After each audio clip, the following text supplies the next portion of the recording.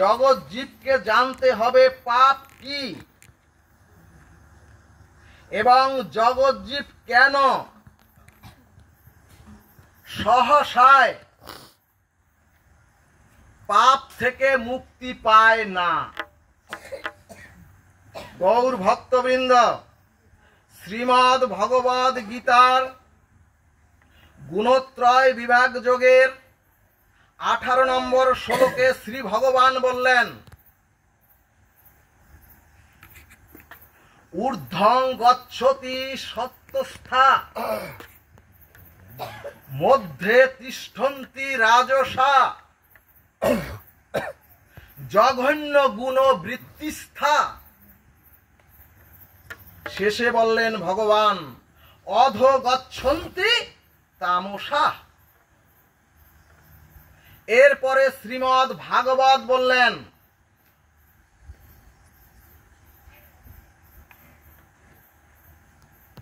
কেবলেন অধর্নেম কুটুম্ব ভরণ উচ্ছখ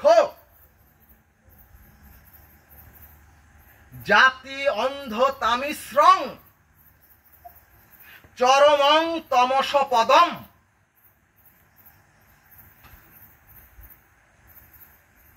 গৌর ভক্তবৃন্দ, শ্রীল সুখদেব গোস্বামীপাদ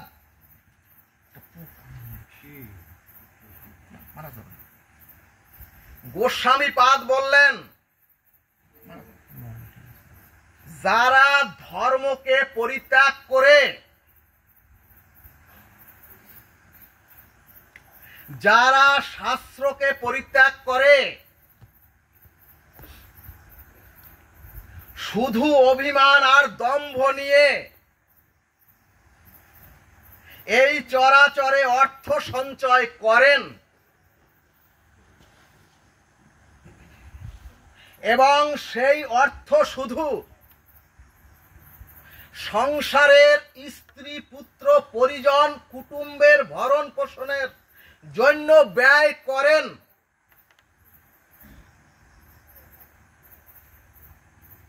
সেই ব্যক্তির মৃত্যুর পরে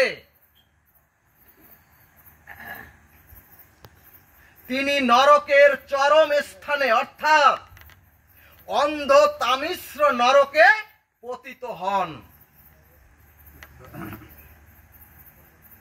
সুধীর শাস্ত্রজ্ঞ ভক্তজন, শ্রী ভগবান বললেন, শাস্ত্রকে ধর্মকে পরিত্যাগ করে দম্ভ আর অভিমানে শুধুই যারা অর্থ সঞ্চয় করে মনুষ্য জন্ম পেয়ে এই চরাচরে, কিন্তু তারা কখনো সেই অর্থ গৌর গোবিন্দ এবং বৈষ্ণবের ভোগ আরাধনায় সৎ কার্যে নিয়োজিত করেন না।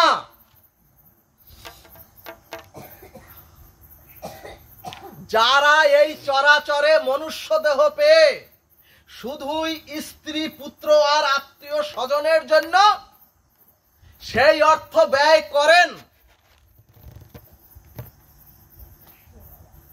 তারা নরকের চরম স্থান অর্থাৎ অন্ধ তামিশ্র নরকে মৃত্যুর পরে পতিত হন। সুধীজন, শ্রীমদ্ ভাগবতের 18,000 শ্লোকের নিগুড় মার্মিক কথা হলো, এই চরাচরে পুণ্য করা খুব সহজ।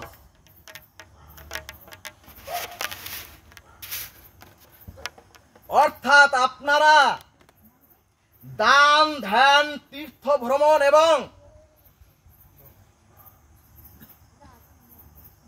বিভিন্ন রকম ব্রত করে পুণ্য সঞ্চয় করা খুব সহজ, কিন্তু ভক্তগণ, মনুষ্য জীবের পাপ ত্যাগ করা ভীষণ কঠিন।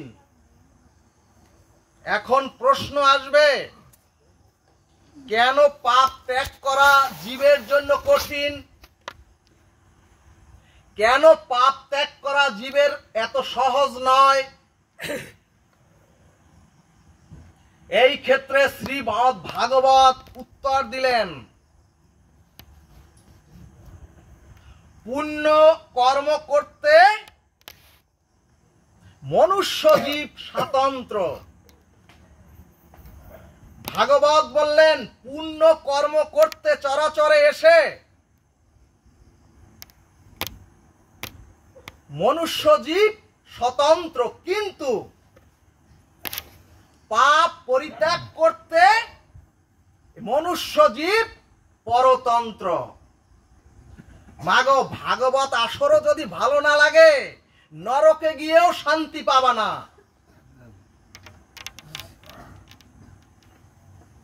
এখন আমাদের জানতে হবে স্বতন্ত্র আর পরতন্ত্র কাকে বলে। শ্রীমদ্ ভাগবতে মহাজনগণ বললেন, যা জীবের সাধ্যের আয়ত্তের মধ্যে আছে তাকে বলে স্বতন্ত্র। অর্থাৎ যেটা আমার অধিকারে আছে, যেটা আমার নিজের শক্তির মধ্যে আমি করতে পারি, সেটা কি বলে স্বতন্ত্র। এবং ভাগবত বললেন, জীব পুণ্য কর্ম করতে স্বতন্ত্র, কিন্তু পাপ ত্যাগ করতে জীব স্বতন্ত্র নয়। কারণ আপনি চাইলেই, আমি চাইলেই, এমনকি সাধু গুরু বৈষ্ণব চাইলেই পাপ ত্যাগ করতে পারবেন না। ভাগবত এই জন্যই বললেন, পাপ ত্যাগ করতে জীব স্বতন্ত্র নয়, জীব হচ্ছে পরতন্ত্র। ভাগবত শাস্ত্র দৃষ্টান্ত দিলেন, যদি পাপ ত্যাগে স্বতন্ত্র হতেন, তাহলে ওই দেবলোকের দেবতারা, এই চরাচরের ঋষিরা, এমনকি মহৎ জ্ঞানীরাও পাপ করে বসতেন না। ভাগবত দৃষ্টান্ত দিলেন, চরাচরের ভূমির উপরের দুর্বা ঘাসকে দগ্ধীভূত করে পুড়িয়ে দিলে দেখবেন দুর্বা ঘাস উপরে আর নাই। কিন্তু ভক্তগণ, কিছুকাল পরে বর্ষার জল যখন মাটিতে ভূমিতে পড়বে, ভক্তগণ, ভূমির উপরের দুর্বা ঘাস তো দগ্ধীভূত হয়েছিল, কিন্তু ওই যে মাটির ভিতরে যে দুর্বার মূল রয়ে গেছে, ওই বৃষ্টির জল পেয়ে আবার ওই দুর্বা ঘাস সতেজ দুর্বা ঘাস হয়ে মাটির উপরে গজাবে। রাধে। ঠিক তদ্রূপ বিপদ বলেন, চরাচরের সংসারের সংকট বলেন, আপনার দেহের রোগ শোক বলেন, এবং সাধু সঙ্গ করে কিছুদিন মানুষ পাপ থেকে দূরে থাকে, কিন্তু সময় এবং সংস্কার, সময় বা সংস্কার উপস্থিত হলেই আবার জীবের মধ্যে পাপ বাসনার ক্রিয়া জাগৃত হয়। তখন সে না বুঝে না জেনে মায়ার পরে ওই পাপ কার্য করতে থাকে।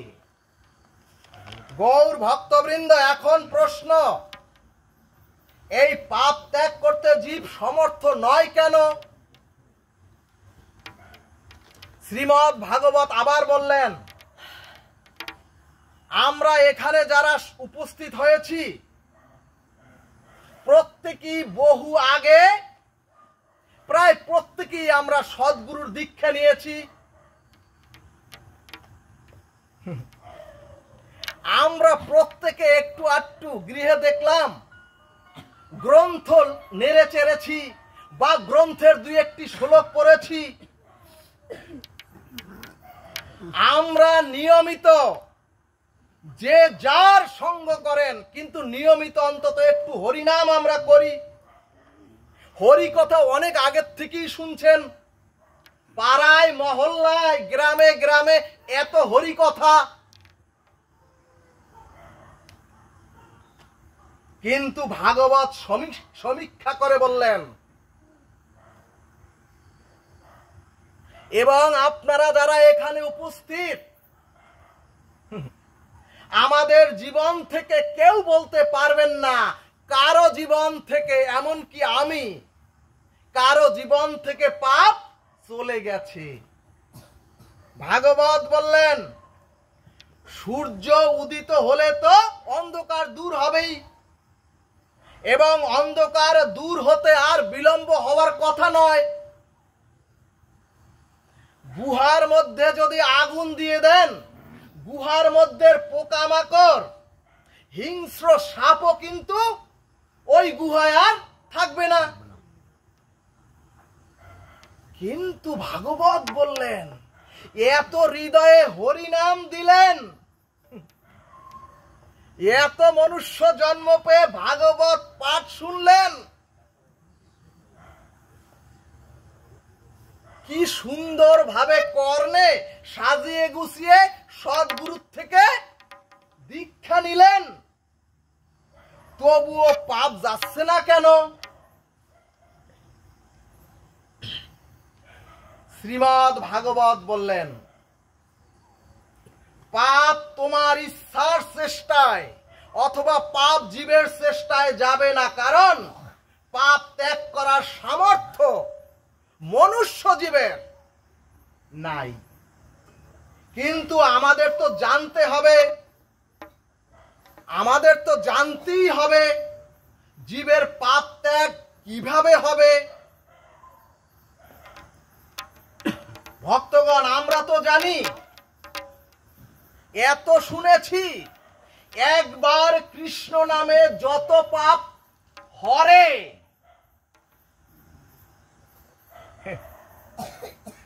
জীবের সাধ্য নাই তত পাপ করে। অর্থাৎ হরিনামের দ্বারা জীবের পাপ বিনষ্ট হয়ে যায়, দূর হয়ে যায়। কিন্তু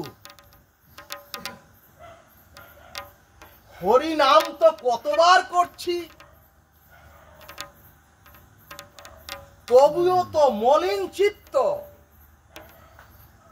মহাপ্রভু যা বললেন চিত্ত দর্পমার্জনম, সেই মলিন চিত্ত আর ভোগ বাসনা এবং পাপ প্রবৃত্তি তো আমাদের দেহ থেকে যাচ্ছে না। শাস্ত্র বললেন ওই দুর্বা ঘাসের মতো উপরে আমাদেরও দগ্ধীভূত হয়েছে, কিন্তু আমাদের ভেতরে দুর্বার মূল শিকড় রয়ে গেছে, এবং সময় পেলেই আবার আমরা সেই পাপ কাজ করে প্রকাশ করে দেই। ঠিক তদ্রূপ হরি নামে হরি কথায় পাপ চলে যাবি, হরি নামে হরি কথায় পাপ বিনষ্ট হবি, কিন্তু অপেক্ষা আছে একটি জিনিসের।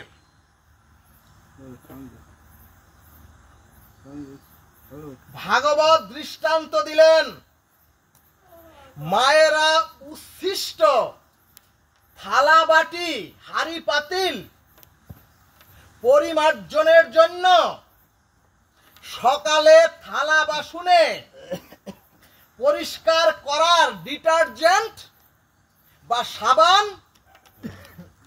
ওই হাঁড়ি পাতিলে মায়েরা সুন্দর করে লাগিয়ে দেন। কিন্তু ভক্তগণ, ডিটারজেন্ট পাউডার দিয়ে সারা দিনও মান যদি ওই হাঁড়ি পাতিল আপনি ডিটারজেন্ট মেখে রেখে দেন, অথবা শুধু ডিটারজেন্ট দিয়ে সারাদিন মার্জন করলেও যেমন জল বিনা ওই হাড়ি পাতিল বাসন কোসন ধৌত হবে না, পরিষ্কার হবে না, তেমনি হরিনাম করলে জীবের পাপ বিধ্বংস হয়ে যায়। হরিকথা শ্রবণ করলে জীবের পাপ চলে যায়। কিন্তু সেই হরিনাম যদি নিরপরাধে, যদি একটু ভক্তির দ্বারা, যদি সেই হরিনাম নিরপরাধে ভক্তির দ্বারা আপনারা করতে পারেন, জীব জন্ম জন্মান্তরের সমস্ত পাপ থেকে উদ্ধার হয়ে যায়। জয় নিতাই গৌর সীতানাথ প্রেমানন্দে।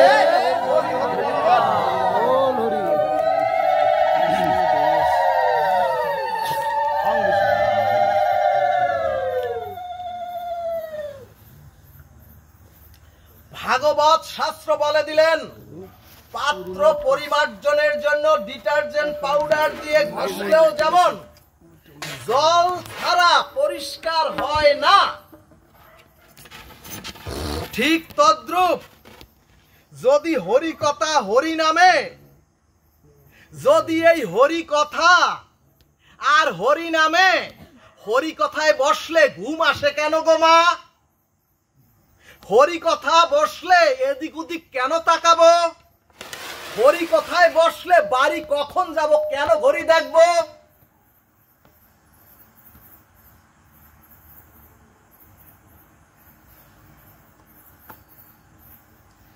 ঠিক তদ্রূপ হরিকথা হরি নামে যদি শ্রদ্ধা বিশ্বাস ভক্তিরূপ জল না দেন, যদি শ্রদ্ধা বিশ্বাস রূপ জল না থাকে, হৃদয় পরিষ্কার হবে কি করে?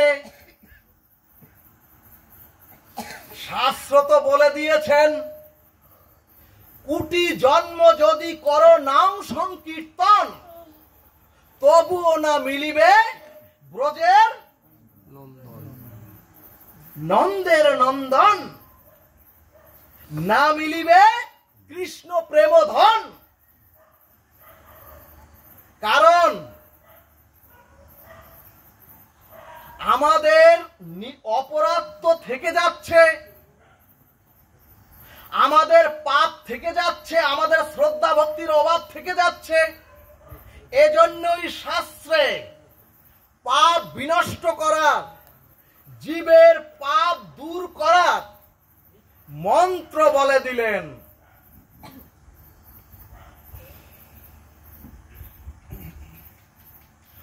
অং পাপহং পাপ কর্মহং পাপাত্মা পাপ সম্ভব ত্রাহিমাং পুণ্ডরী কাক্ষ সর্ব পাপেভ্য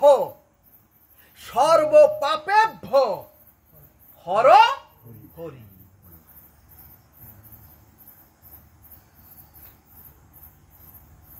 ভক্তগণ, প্রথম বললেন অং পাপহং, অর্থাৎ আমার মূলে অনাদি জন্মের পাপ রয়ে গেছে। শুধু এ জন্মের নয়, অনাদি জন্মের পাপ দেহে রয়ে গেছে। এর পরে বললেন পাপ কর্মহাং, অর্থাৎ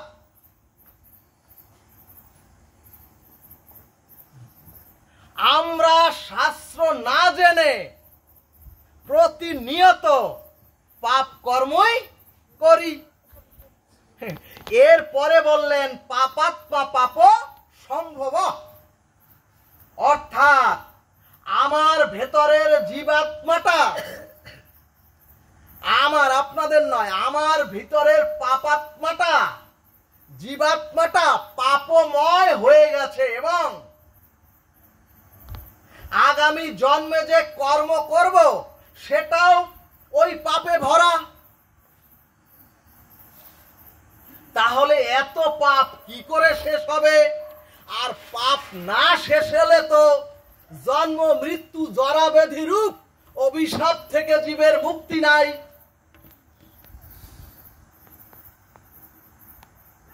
তখন ভগবান বললেন, তখন ভাগবত বললেন, তখন শ্রীমদ্ ভগবত গীতা বললেন, তখন চৈতন্য চরিতামৃত বললেন, অর্থাৎ নবলক্ষ গ্রন্থ বললেন। ত্রাহিমাং পুণ্ডরীকাক্ষ সর্ব পাপেভ্য হর হরি,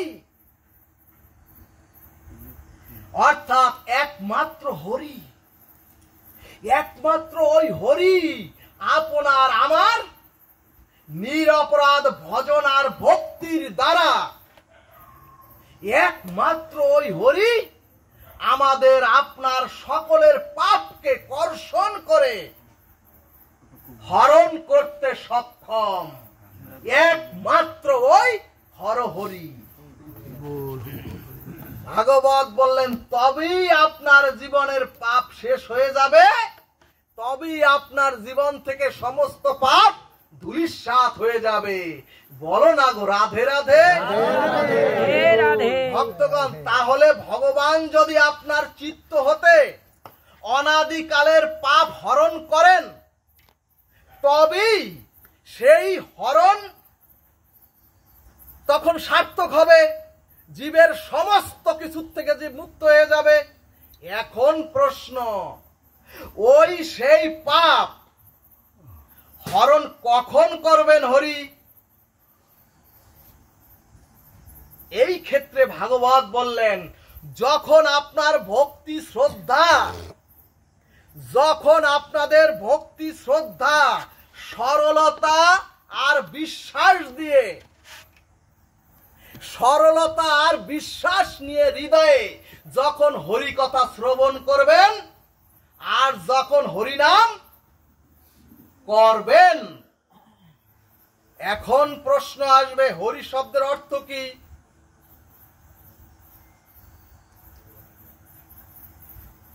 ভাগবত বললেন সর্বমঙ্গল হরে, প্রেম দিয়ে হরে মন, অর্থাৎ যিনি অনাদিকালের অবিদ্যাগ্রস্ত পাপ হরণ করতে পারেন তিনি হচ্ছেন হরি। জয় জয় ভগবান হরি প্রেমানন্দে। হরি হরি বল।